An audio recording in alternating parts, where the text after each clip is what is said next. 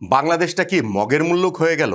আক্ষরিক অর্থেই ওই আরাকান জলদস্যুরা এসে যেভাবে ত্রাসের রাজত্ব কায়েম করত, যেইভাবে কোনো আইন শৃঙ্খলা পরিস্থিতি বলতে কিছু ছিল না, আবার কি সেই যুগে আমরা প্রবেশ করলাম? শত শত বছর আগের যুগে।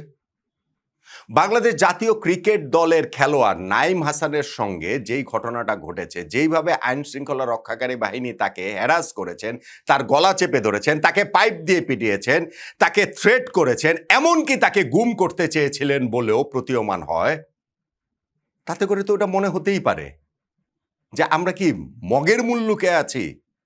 এবং একজন নাইম হাসানের সঙ্গে যখন এরকম করা হয়, তখন একটা সাধারণ মানুষের আসলে নিরাপত্তার জায়গাটা কোথায়? জাতীয় দলের ক্রিকেটার নাইম হাসান এইটা যেমন সবচেয়ে সিগনিফিকেন্ট অংশ, কিন্তু একই সঙ্গে আমি মনে করি এটা সবচেয়ে ইনসিগনিফিকেন্ট অংশ। কেন? দেখেন, নাইমের ক্ষেত্রে যেটা হয়েছে, ঢাকা প্রিমিয়ার লিগ খেলে তিনি চট্টগ্রামে ফেরত যাচ্ছিলেন, ফ্লাইট ডিলে ছিল, চট্টগ্রামে পৌঁছতে পৌঁছতে রাত হয়ে গিয়েছে, বেশ মধ্যরাতের মতো। তারপরেও সেখান থেকে এয়ারপোর্ট থেকে তিনি তার নিজ বাসায় যাচ্ছিলেন। পথের মাঝখানে গাড়ির গতিরোধ করে আইন শৃঙ্খলা রক্ষাকারী বাহিনী পরিচয়ে, ঠিক আছে, ড্রাইভারের কাগজপত্র দেখে, ঠিক আছে। নাইম সেখানে গাড়ি থেকে নেমে আসার পরে তার সঙ্গে দুর্ব্যবহার শুরু হয়, এবং সেটা শুধু দুর্ব্যবহার কথাবার্তার মধ্যে না, গলা চেপে ধরা, তাকে পেটানো, তাকে হ্যারাস করা। এবং নাইম সেখানে নিজের পরিচয় দিয়েছেন যে আমি জাতীয় দলে খেলি, আমি টেস্ট দলে খেলি, বাংলাদেশ জাতীয় দলে খেলি, কিন্তু তাদের কোনো ভ্রুক্ষেপ নাই। পুলিশের পোশাক পরা লোক এবং হচ্ছে গিয়ে ডিবি পরিচয় দেওয়া লোক, তারা এরকম নাইমকে হ্যারাস করতে থাকেন। শুধু তাই নয়, তাকে অন্য একটা গাড়িতে তুলে নেওয়ার চেষ্টা করে। নাইম নিজেই পরবর্তীতে থানায় গিয়ে মিডিয়ার সামনে কথাবার্তার সময় এগুলো পুরোপুরি ক্লিয়ার করেছেন, এবং তিনি বলেছেন যে আমাকে অন্য একটা গাড়িতে তুলে নেওয়ার চেষ্টা করা হয় এবং আমি তখন ভয় পেয়ে যাই।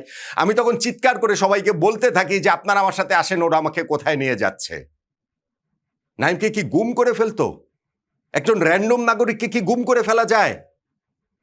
এবং সেই জায়গাটাতে নাইম পরবর্তীতে বলেছেন থানায় গিয়ে যে ওই লোকরা ওই মধ্যরাতেও তারা থানায় গেছে, তারা সবাই বলছেন যে ন্যাশনাল টিমের ক্রিকেটার খেলোয়াড়, শুধুমাত্র ওই আইন শৃঙ্খলা রক্ষাকারী বাহিনীর যে সদস্যরা রয়েছেন তারাই নাইমকে চিনছেন না, চেনেননি।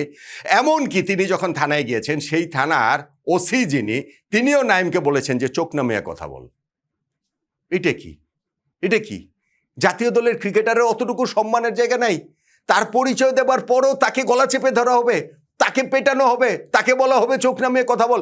এবং নাইম যেটা বলেছেন যে আজকে তো আমাকে যদি ওরা ওদের অন্য একটা গাড়িতে, পুলিশের গাড়িতে তো আমাকে তুলতে চায় না, অন্য একটা গাড়িতে ধাক্কা দিয়ে তুলে নিতে চেয়েছিল, এবং সেটা যদি হতো তাহলে হচ্ছে কি আমাকে দিয়ে তারা আসলে কি করতো? নাইমকে না হয় ওইখান থেকে থানাতে নিতে তারা বাধ্য হয়েছে, মানুষজন ছিল, অনেক মানুষ ছিল, এবং তারা নাইমকে চেনেন। ওই আইন শৃঙ্খলা রক্ষাকারী বাহিনীর সদস্যরা চেনেন না। কেন চিনেন না, কেউ চিনলেন না, এটা আমার কাছে একটা বিস্ময়কর লাগে। সত্যি সত্যি বিস্ময়কর। তারা কোন জগতে থাকেন? বাংলাদেশ জাতীয় ক্রিকেট দলের একজন খেলোয়াড়কে তারা চেনেন না। এই দেশে তারা থাকেন, এই দেশের আইন শৃঙ্খলা পরিস্থিতি তারা সামলান। কোন জগতের বাসিন্দা তারা আসলে? এবং নাইম যেটা বলেছেন যে তাহলে একজন সাধারণ নাগরিকের ক্ষেত্রে কি হতো?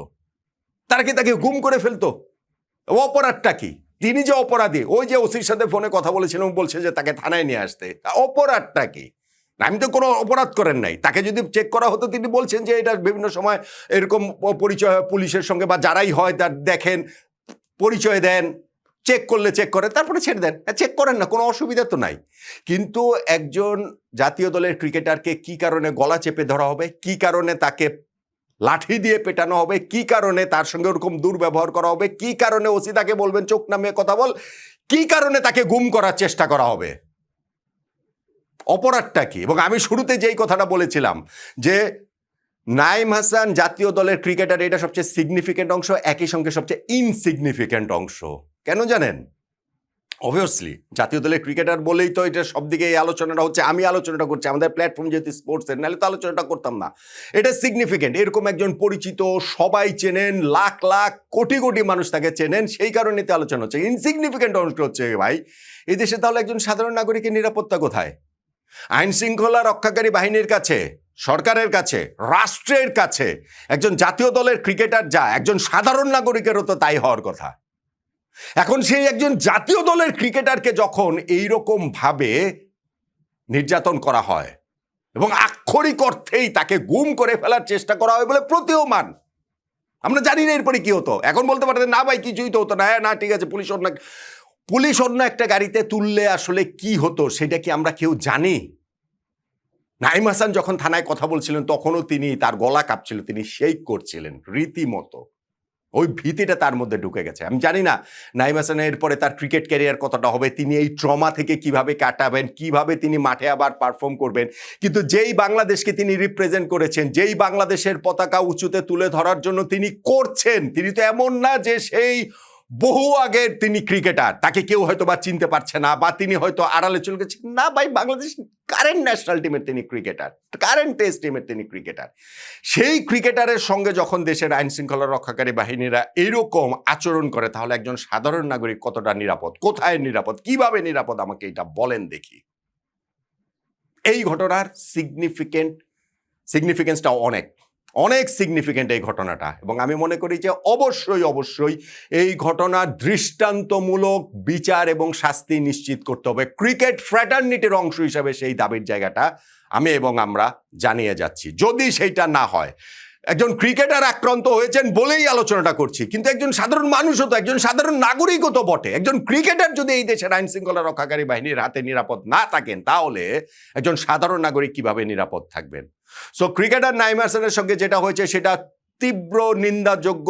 কোয়াব এরই মধ্যে নিন্দা জানিয়েছেন। আই এম শিওর যে আমাদের ক্রিকেটাররা ক্রিকেট ফ্র্যাটার্নিটি পাশে দাঁড়াবে, এবং আমি নিশ্চিত যে এই ঘটনাটার যারা দোষী, যারা প্রকৃত দোষী, তাদেরকে এখানটাতে আড়াল করার একটা চেষ্টা তো হবেই। সেই চেষ্টাটা যেন সফল না হয়, যেন এটার একটা সিগনিফিকেন্ট শাস্তি যেন দেওয়া হয়, এবং সেইখানটাতে অপরাধী যেটা করেছেন এবং যারা অপরাধ করেছেন, সেই ক্ষেত্রেই কেবলমাত্র মানুষ একটুখানি নিজেদেরকে নিরাপদ বোধ করতে পারবে যে না, ঠিক আছে, একটা ঘটনা ঘটে গেছে, সেইটার পরিপ্রেক্ষিতে ব্যবস্থা নেওয়া হয়েছে, রাষ্ট্র ব্যবস্থা নিয়েছে। আর যদি সেটা না হয়, তাহলে মানুষ ওইটা মনে করবেই যে আমরা এখন মগের মুল্লুকে কি আছি। বাংলাদেশ জাতীয় দলের একজন ক্রিকেটার, যিনি লাখ লাখ তরুণের, কিশোরের, শিশুর আইডল, যাকে লাখো কোটি মানুষ চেনে, তাকে হচ্ছে আইন শৃঙ্খলা রক্ষাকারী বাহিনী যদি এইভাবে গলা চেপে ধরে, লাঠি দিয়ে পেটায়, ওরকম তুচ্ছতাচ্ছিল্য করে এবং অন্য গাড়িতে তুলে ফেলে গুম করে ফেলার চেষ্টা করার মতো অবস্থা বলে প্রতীয়মান হয়, তাহলে আমরা যে কোন দেশে আছি সেইটা নিয়ে সবার মধ্যে সেই ভীতির জায়গাটা আরো অনেক প্রবলভাবে চড়বে। নাইম হাসানের উপরে এই রকম বর্বরচিত ঘৃণ্য যেই আচরণ আইন শৃঙ্খলা রক্ষাকারী বাহিনী করেছেন, সেটার দৃষ্টান্তমূলক শাস্তি ক্রিকেট সমাজের অংশ হিসাবে করে যাচ্ছি আমি। নিশ্চয়ই এই দাবির সঙ্গে আপনারা সবাই একমতই হবেন, সোচ্চারই হবেন।